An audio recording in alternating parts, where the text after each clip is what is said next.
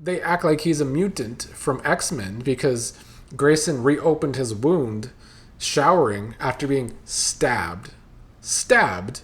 He never got stitches on the stabbing. It was just a bandage this whole time, which is how I still don't know how he didn't bleed out in the first place. And then today, Ashley just gives him another bandage. So, yeah, Grayson is an X-Men. Maybe that's the storyline they should actually try and do to make the show more interesting.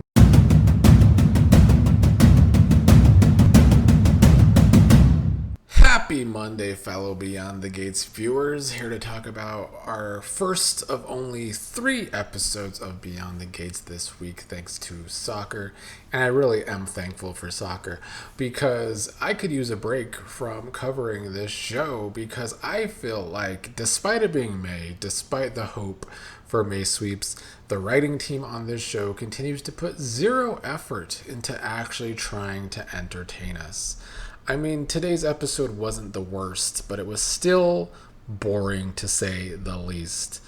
We'll start with, I guess, Martin walking in on Nicole and Ted hugging. This is where the last episode left off.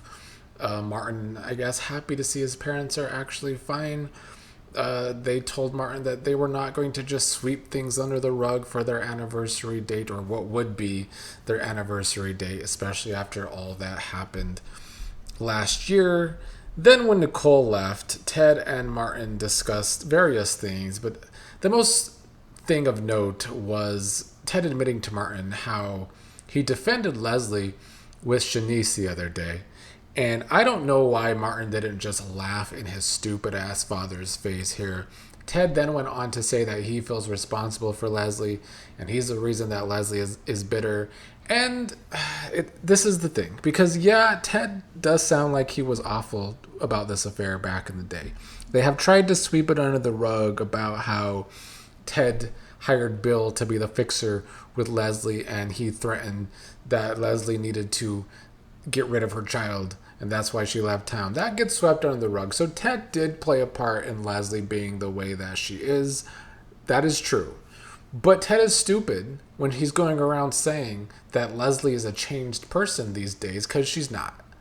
And Martin did call Leslie a grown woman in this conversation with Ted, but I don't know if he got through to his slow father.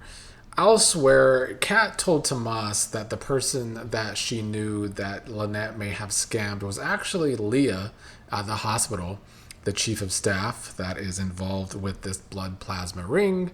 Kat told Tomas she wanted to stop by the hospital and pounce and talk to Lia.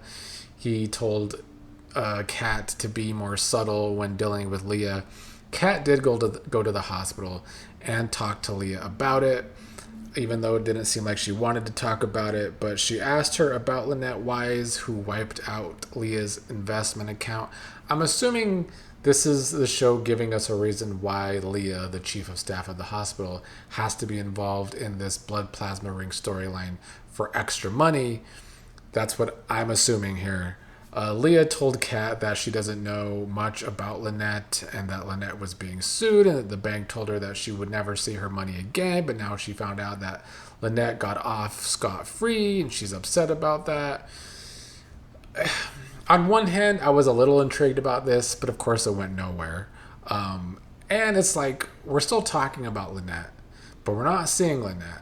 We still don't know if she's actually been killed off, but if she has been killed off, I think it was a terrible decision by the show.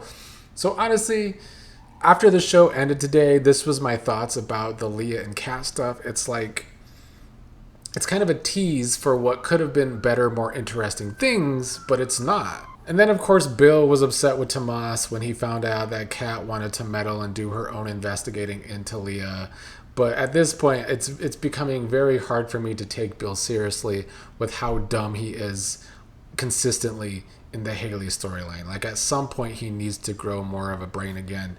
But he still hasn't. Then we had Eva and Leslie on today. Leslie wanted to be at the country club with Eva today, even though it was the anniversary of last year when Eva and Leslie ruined Nicole and Ted's marriage. But Leslie didn't want to go elsewhere. She wanted to stay there. Leslie telling Eva she won't let people bully her. And she's saying that she still is celebrating what happened last year because Eva should have always been a part of Ted's family. And now Eva is, and now they have money. And like I said today during the watch along, I don't think they should have ever given Leslie money, because I think by giving Leslie instant money, it has taken away giving Leslie a motivation as a villain. It's why they just have her going around annoying people ad nauseum. Then, of course, Nicole and Kat ended up at the country club. So we had to have a confrontation between Nicole and Kat and Leslie and Eva. Leslie telling them that last year was a liberation. It kept her from being in her rightful place in society before that liberation last year. Nicole tried to drag Leslie during this conversation, and Kat acted like it was a good old drag on Leslie. It was lame. The whole confrontation was lame. If you were going to have these two have a confrontation a year later after the anniversary, you should have at least came up with something dramatic to give them. But right now, this show is literally allergic to drama. I don't know what it is. I don't know what's happening behind the scenes. I don't know why everything is so still. But I think the scenes between Nicole and Leslie today was an example of how this show is allergic to drama right now. And then Leslie told Nicole and Kat to get something on them at the country club today, that she would pay for their meal. But then when she was leaving, she told the person that worked there to deny Nicole's charge to her account if Nicole and Kat tried to do so. So I guess that was once again Leslie being supposed to be funny, but it's grown tired. Speaking of tired, I don't know why Naomi is still hiding her cancer gene positive thing from anyone. She talked to Anita today. They talked about secrets like Martin's secret, but Naomi still did not tell Anita about her cancer gene diagnosis. And then they have Naomi and Jacob texting each other hearts on the burner phone that was supposed to be only used for important things, but has never been used for important things between Naomi and Jacob. And yet we're still supposed to believe that Jacob should be an undercover cop right now, when he has not done any good with that. Let's see what else. I guess we had Lia and Shanice talking at the beginning of the episode. Lia was looking for Ashley, so maybe somebody will be on Ashley's ass. The Grayson and Ashley scenes today were terrible. They were terrible. There's people in the comments that are saying that they are here for Ashley and Grayson. I mean, not a lot, but a few. So it's more than there ever was for Ashley and Derek. So maybe this is working on some people. But I hate the Ashley character. They write her as so annoying. We had to deal with the Ashley and Derek storyline. A terrible storyline where Derek couldn't walk, and then he learned how to walk again, and he was keeping it from Ashley, and then Ashley was just so hurt by Derek keeping that a secret.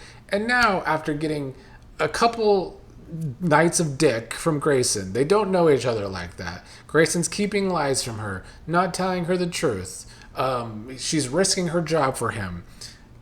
This does not make me want to root for this relationship, because Ashley is extremely dumb in this scenario, and Grayson with Ashley is not exactly riveting. I'm sorry. And then they act like he's a mutant from X-Men, because Grayson reopened his wound showering after being stabbed. He never got stitches on the stabbing. It was just a bandage this whole time, which is how I still don't know how he didn't bleed out in the first place. And then today, Ashley just gives him another bandage. So yeah, Grayson is an X-Men. Maybe that's the storyline they should actually try and do to make the show more interesting, because he should not be able to heal the way that he is. Jacob tried to call Grayson when Ashley wasn't there. Grayson said he would call Jacob later when he's in the clear. At one point during this episode, Grayson told Ashley that he wanted to do the right thing and leave her. But of course she didn't want him to go because Ashley sucks. Even though when it was a lesser secret with Derek, I mean, Derek actually walking and helping himself, it was the big deal. Which is, Ashley sucks, because even if Ashley didn't want to be with Derek, they still pretend like Ashley and Derek are still friends. But Ashley was a total bitch about the fact that Derek could walk because he kept it secret. And now she's doing this shit with Grayson. Ashley's a failed character. I will continue to feel that way. And there's no way that these Ashley scenes, for as long as this show has been on, have been a ratings grab. There's just no way people don't flip the channel on episodes that Ashley has been on since this soap opera started. So anyway, what ended up happening, Grayson went to our favorite alley to see Jacob.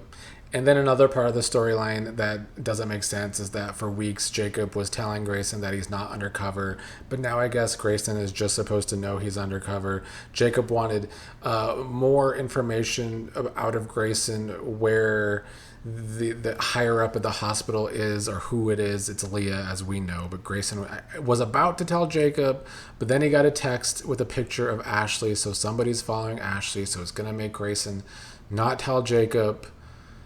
I don't believe the show's going to kill off Ashley, even though they should, so I don't care. But yeah, Ashley was meeting up with Naomi to tell Naomi about what's happening with Grayson and that Naomi can't tell anyone else. And Naomi's hoping that Ashley hasn't gone too far for the guy to do something that could cost Ashley her job. But she has, because she sucks.